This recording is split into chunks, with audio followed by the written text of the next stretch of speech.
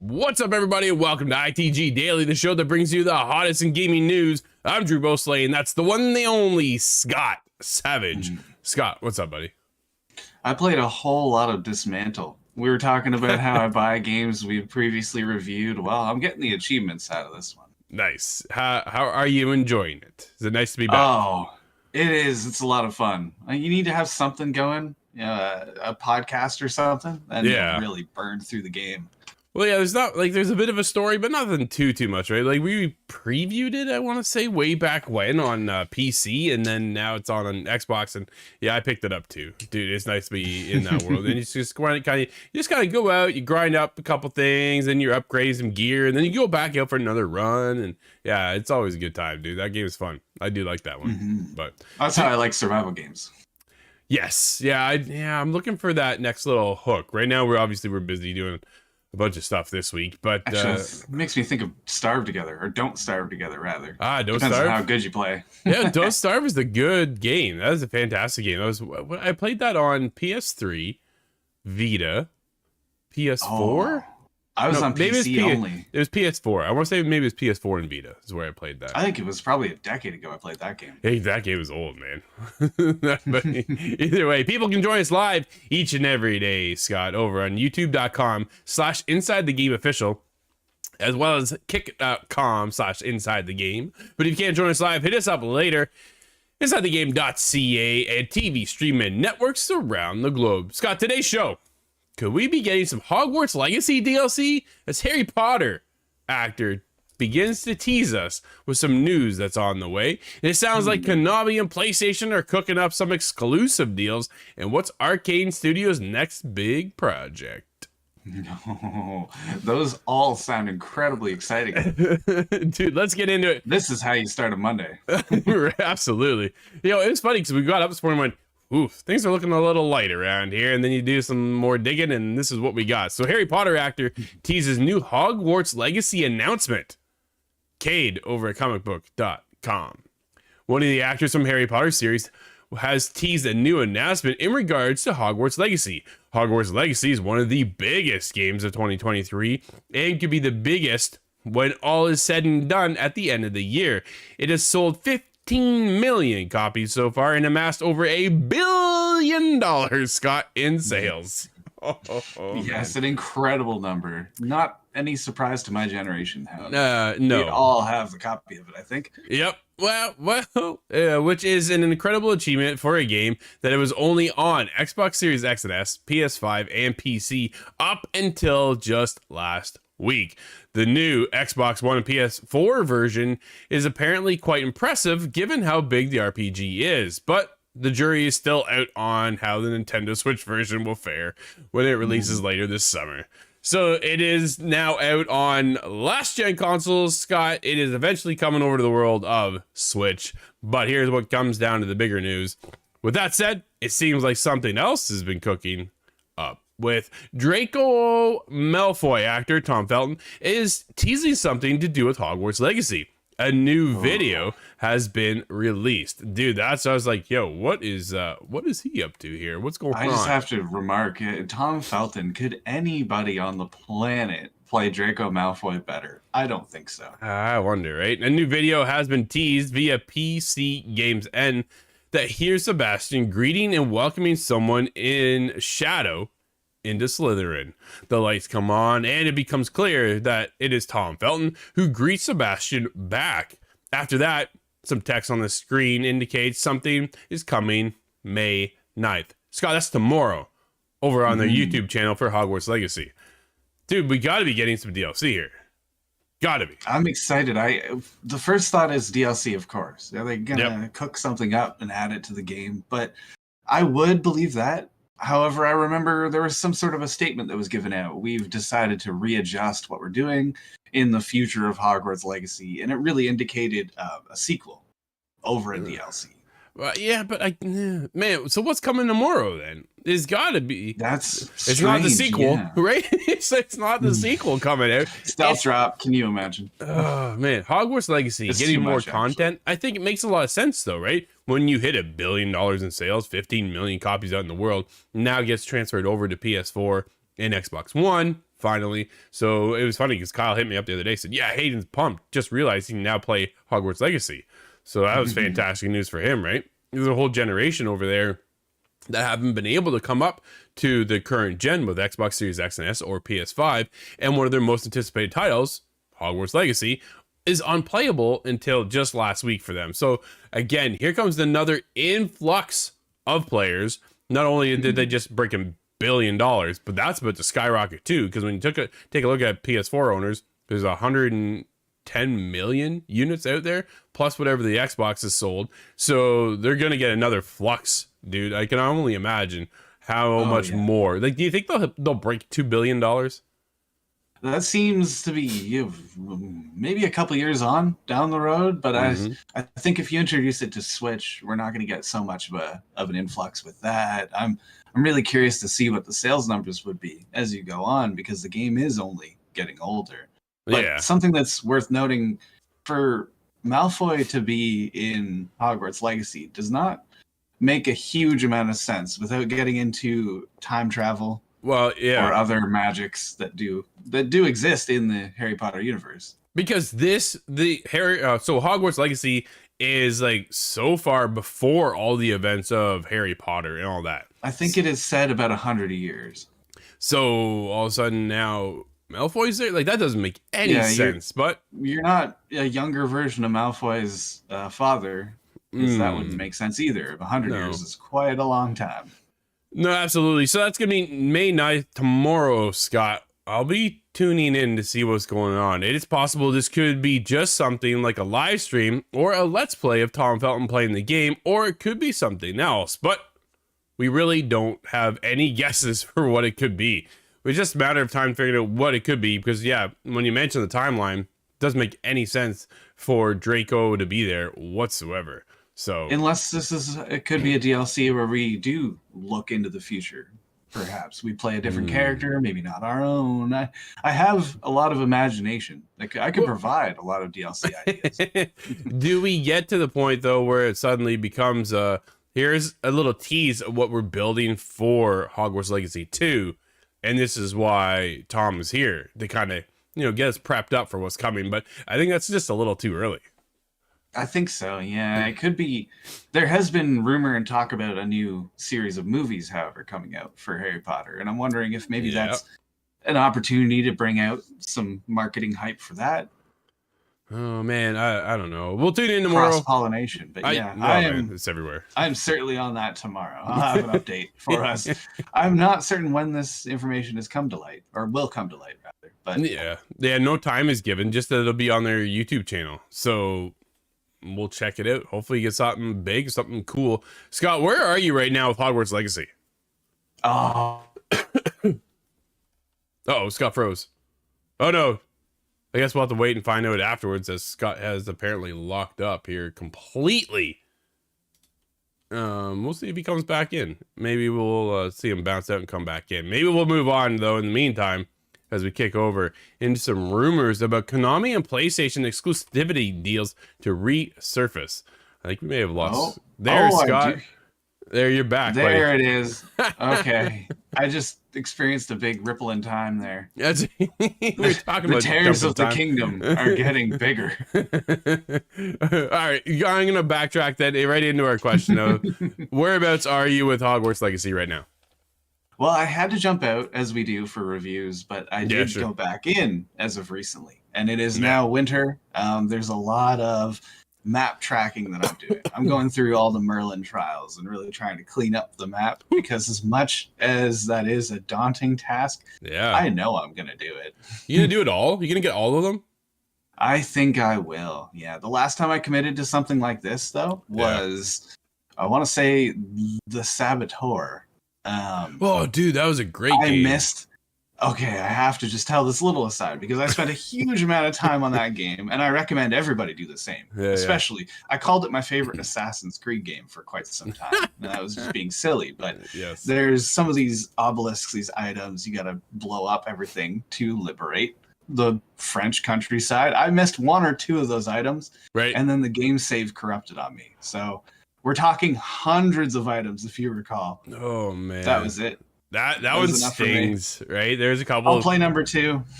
Yeah, there's definitely some trophies and achievements that didn't pop for me. I'm like, yo, that's done. Why isn't this? Where is that? And then like, I'm out of here. Forget it. I ain't going back. Right? It's just so frustrating.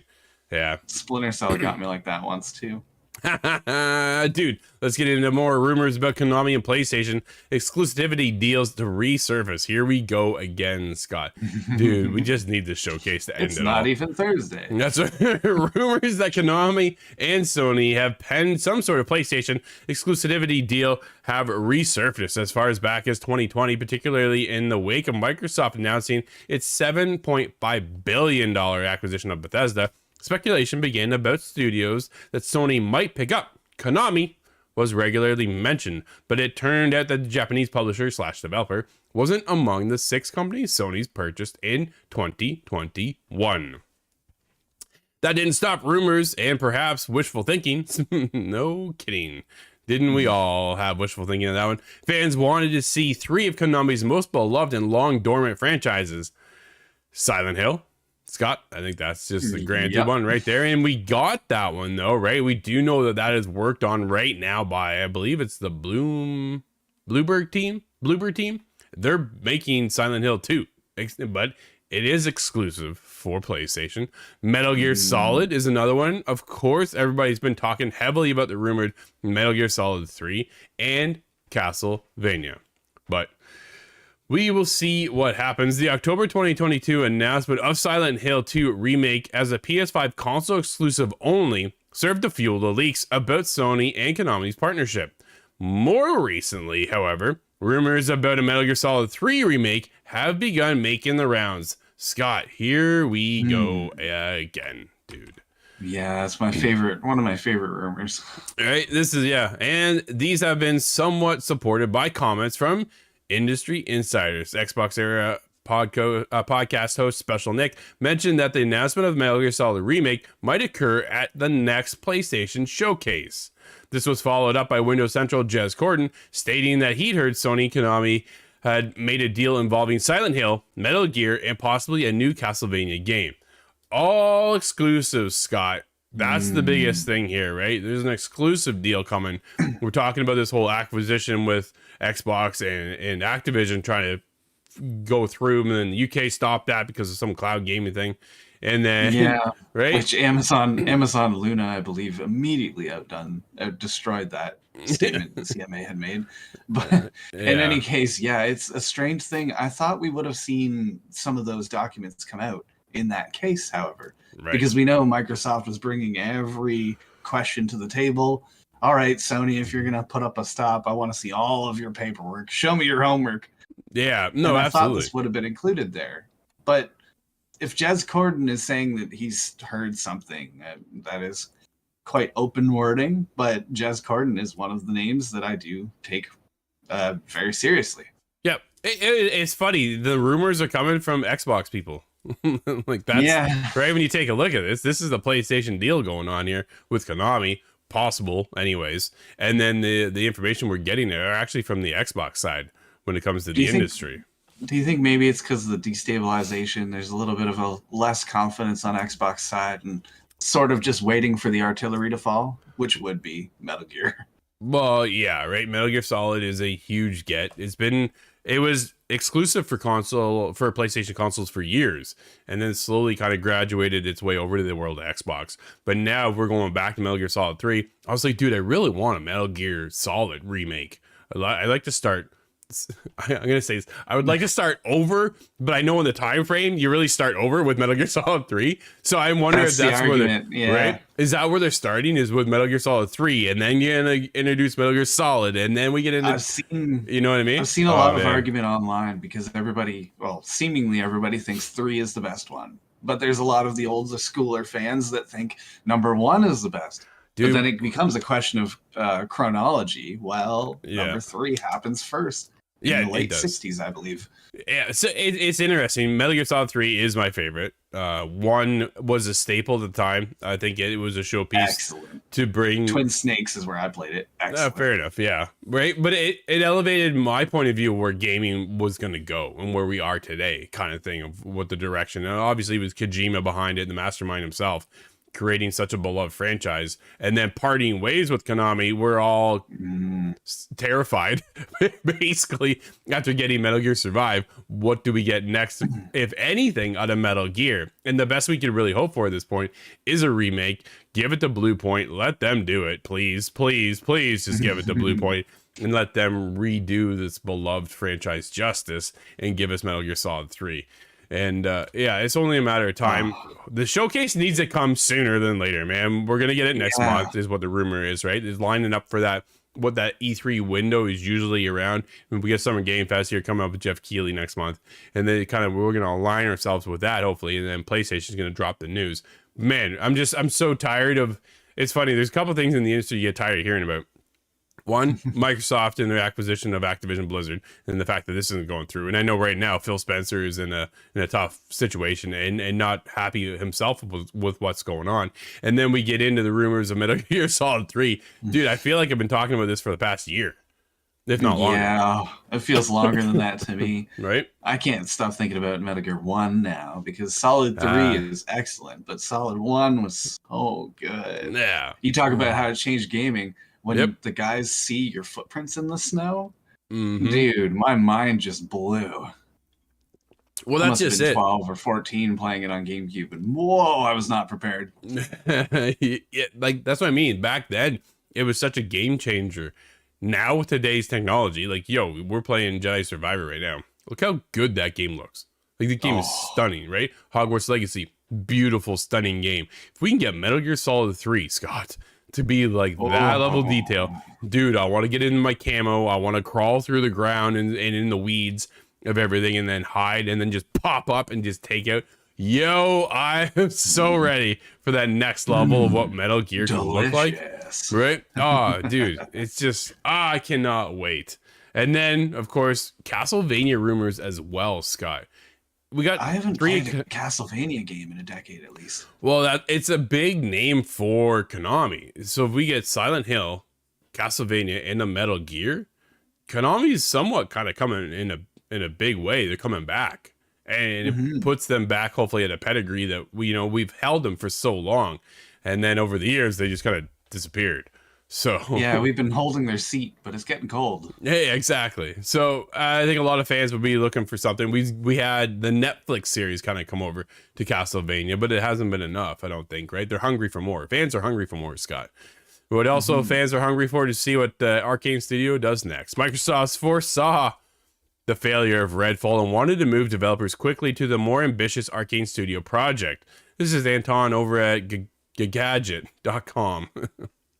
It has been revealed on the web that Microsoft shared the opinion of the critics and didn't believe that Arkane Studios' game's success.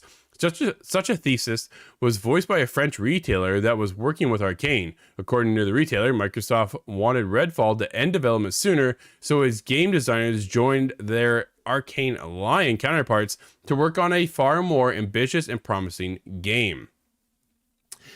As a reminder, Arkane Lion is the studio that created the excellent